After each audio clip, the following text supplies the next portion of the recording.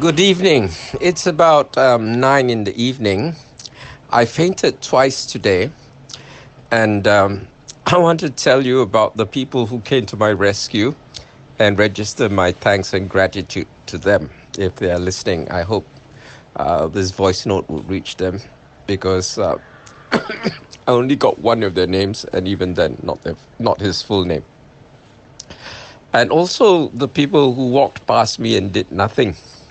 They walked past me as if they didn't see me at all. The reasons why I fainted along, I'm not up to it to talk about it just yet because I'm so exhausted after the ordeal this morning. Um, it was all a blur, so I'm not sure what time it actually happened, but it's probably 11 o'clock in the morning, plus or minus 30 minutes. Um, I was cycling to my brother's office to get some documents scanned. Um, there was a slight incline when I was about to reach his office. And I remember having to struggle a bit and thinking, this wouldn't have been a problem in my teens because I had a bicycle in my teens and also a similar bicycle, not so heavy, but it didn't have any gears. It just had one gear. And now I'm struggling. So I was thinking to myself, I should probably get a bicycle with gears to cycle properly.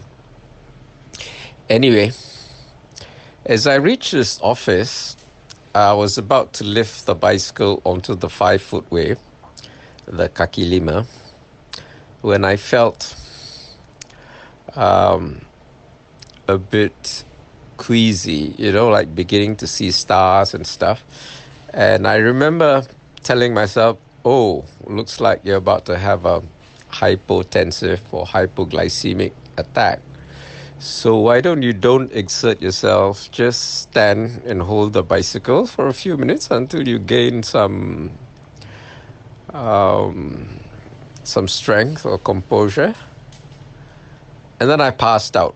I didn't even realize when I passed out. The next thing I knew, the bicycle was on top of me. I was lying on the road between two parked cars.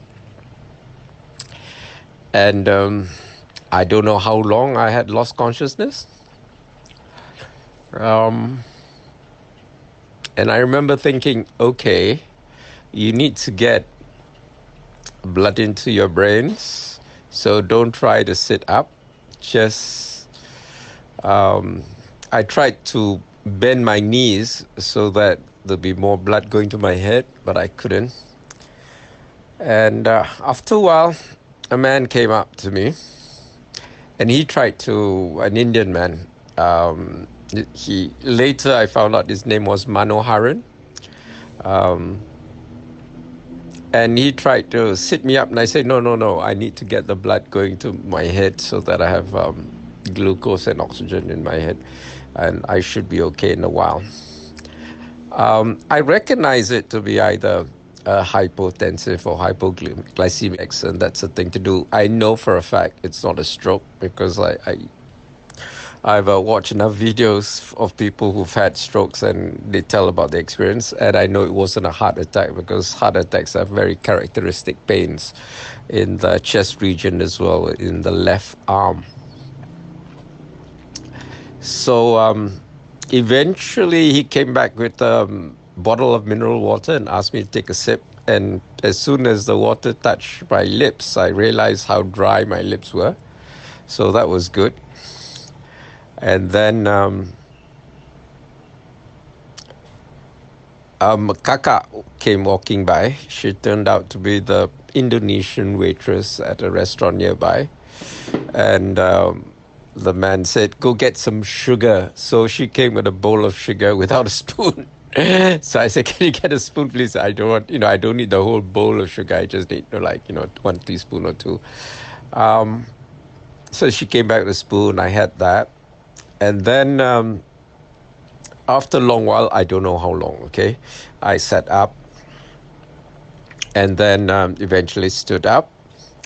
And I told the man I needed to go to my brother's office. So can you call my brother for me? I can't remember the office number, but it's down this kaki lima, and gave the name of his firm.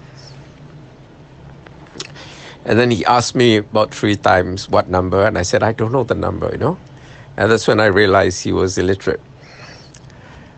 And the kakak tried to help as well, but she was also equally illiterate. Not Malaysian, Indonesian. The man turned out to be the driver because he was driving a black SUV. I can't quite make out what it was, but it was something like a Harrier, I guess. Anyway, at this point, a couple walked by, a Chinese couple, and the man said, do you need an ambulance? And I called for an ambulance. I said, no, that's not necessary because it's just a hypoglycemic attack, and some sugar should set me straight.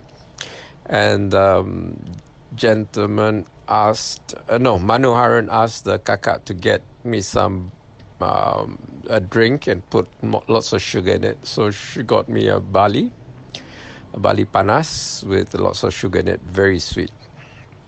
And I drank that, it really helped. And at that point I stood up and I tried to look at the signboard at the top of the doors to find the signboard of my brother's office. But as soon as I dong out my head, looked up,